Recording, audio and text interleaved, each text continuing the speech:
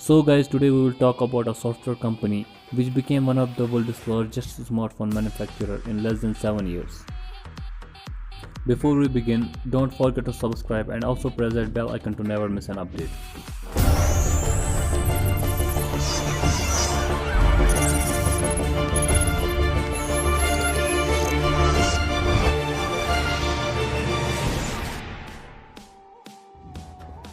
Xiaomi was founded in April 2010 by ex-King Software CEO Li Jian as a software company creating a new custom ROM based on Google's Android. Their aim was to provide additional functionality that Android had yet to offer and an easy-to-use user interface. MIUI, the ROM which the team created, became a huge success and had been ported to many devices. In 2011, Xiaomi announced the Mi-1 phone. Xiaomi was now not only making its own software but its own hardware too. The Mi-1 was a top specs phone with a great price, way ahead of its time. This remained Xiaomi's philosophy from day one. While commentators are quick to call the Beijing-based company the Apple of China, Xiaomi prefer to compare themselves with Amazon. They create powerful hardware which they sell at a cost price and rely on their services and content to make up the most of their revenue.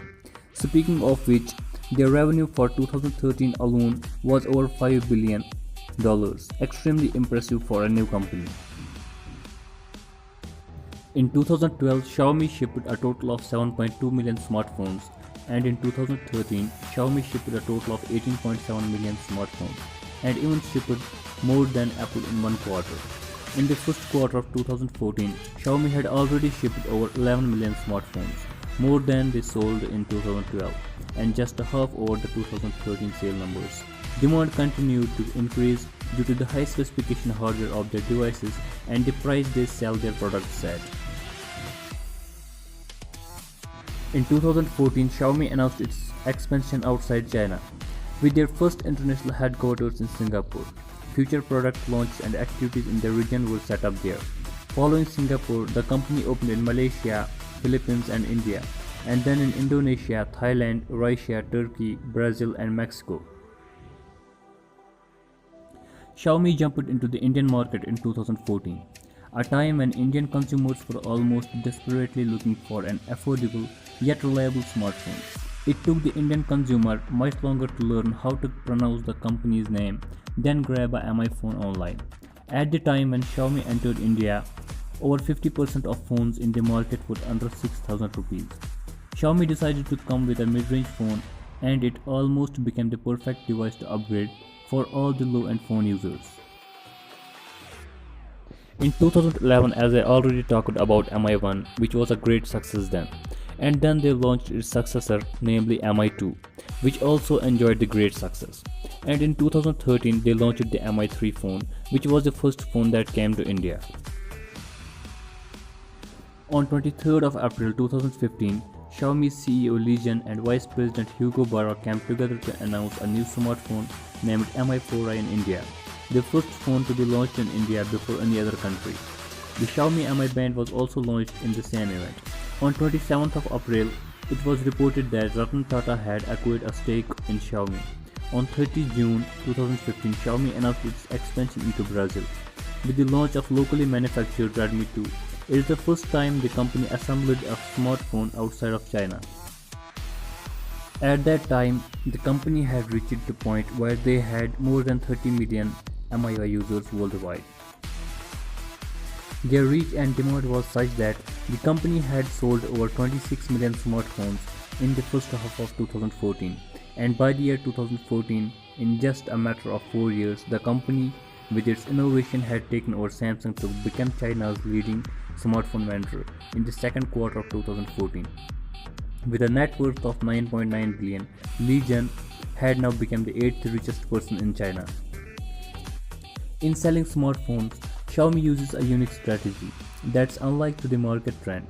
Xiaomi has set the price of their phones nearly at the cost price, that too without compromising the quality and the performance.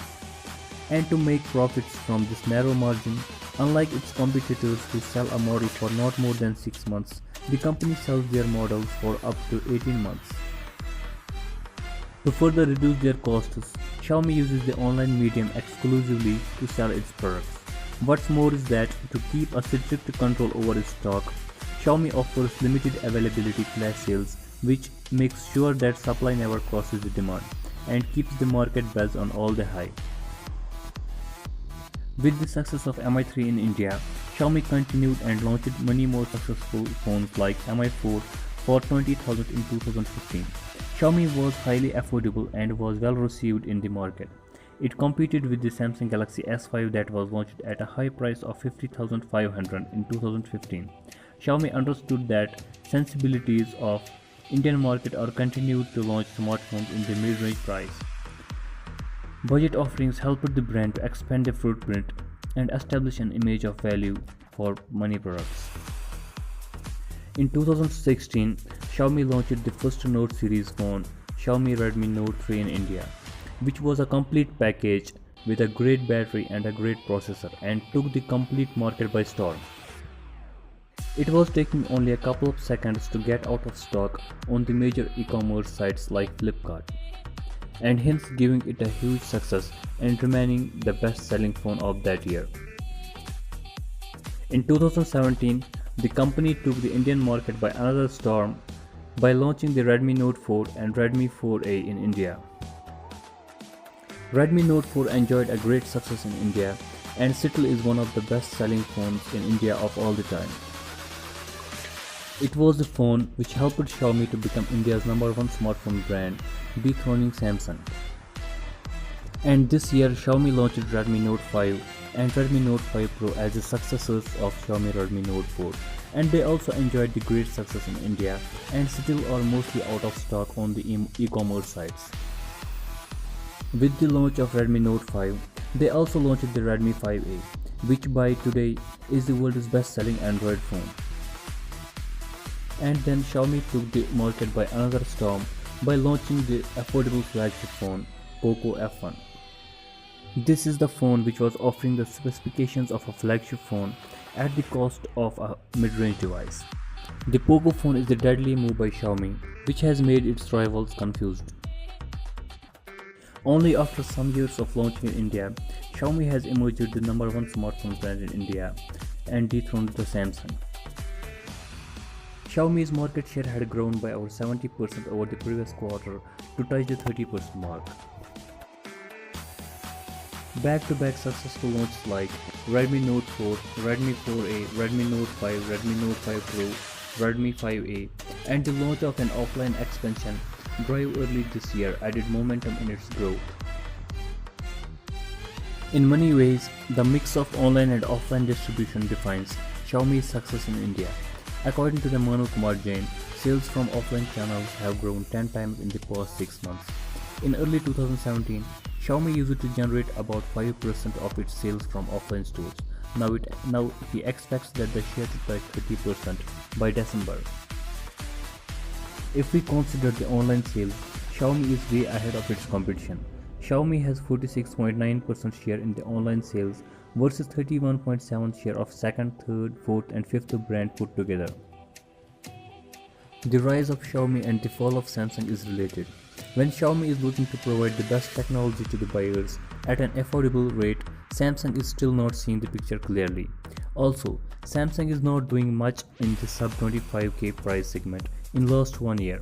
Most budget phones from the brand are dated in comparison to Xiaomi, which introduced it and then after a period replaces phone models way faster. It's quite possible that Xiaomi may cross 30% market share in India, a position once held by Nokia and Samsung. As of today, Xiaomi is still the king of smartphones in the Indian market and fourth largest smartphone manufacturer worldwide. So let's wait and see what will it do next and for how much time will it hold the crown. So guys, that's all for today. Don't forget to subscribe and also press that bell icon to never miss an update.